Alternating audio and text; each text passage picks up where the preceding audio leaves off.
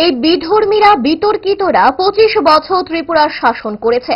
তাদের আক্কেল জ্ঞান হওয়া দরকার। প্রাক্তন মুখ্যমন্ত্রী মানিক সরকারকে উদ্দেশ্য করে তার বক্তব্যের প্রতিক্রিয়ায় বিজেপি প্রদেশ সভাপতি রাজীব ভট্টাচার্য সোমবার সাংবাদিক সম্মেলনে এইভাবেই আক্রমণাত্মক বক্তব্য রাখছিলেন। এবং উল্টা আমরা দেখি এই বিধর্মীরা, এই বিতর্কিত যারা টানা 25 বছর এই ত্রিপুরা রাজ্যকে শাসন করেছে, তাদের আক্কেল জ্ঞান হওয়া দরকার।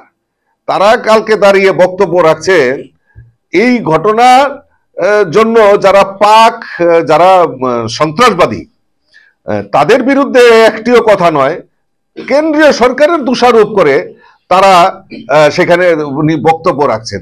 আসলে কি হয়েছে যে সব সময় বিরোধিতা করতে হবে, কোন জায়গায় বিরোধিতা করলে সঠিক হবে সেটার সম্যক জ্ঞান তারা নেই।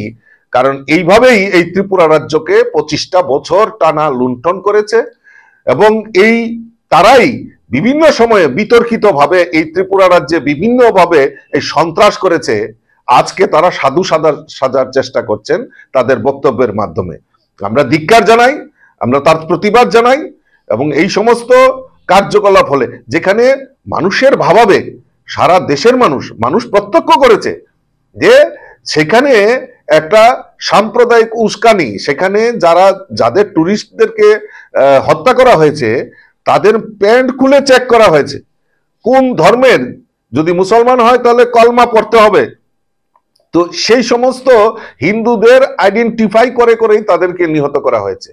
আর এখানে এসে ওনারা বক্তব্য রাখছেন আর সারা দেশের মানুষ তার তীব্র ধিক্কার জানিয়েছে এবং ভাবাবেগ, একটা মানুষের মধ্যে একটা ভাবাবেগ তৈরি হয়েছে। তো এই ভাবাবেগের মধ্যে গতকালকের বক্তব্যে ত্রিপুরা রাজ্যের সাধারণ জনগণ এটা ভালো চোখে নেয়নি এবং তার তীব্র ধিক্কার জানাচ্ছে। আমরাও ভারতীয় জনতা পার্টির তরফ থেকে এই মানিক সরকারের এই বক্তব্য, প্রাক্তন মুখ্যমন্ত্রী মানিক সরকারের এই বক্তব্যকে আমরা ধিক্কার এবং নিন্দা জানাচ্ছি। দোষ আপনার ফুড হ্যাবিটে নয়, ভেজালে। সেই মায়ের আমল থেকেই 5 দশক ধরে গ্যাস, অম্বল ও পেটের সমস্যার একমাত্র সমাধান গ্যাস নল।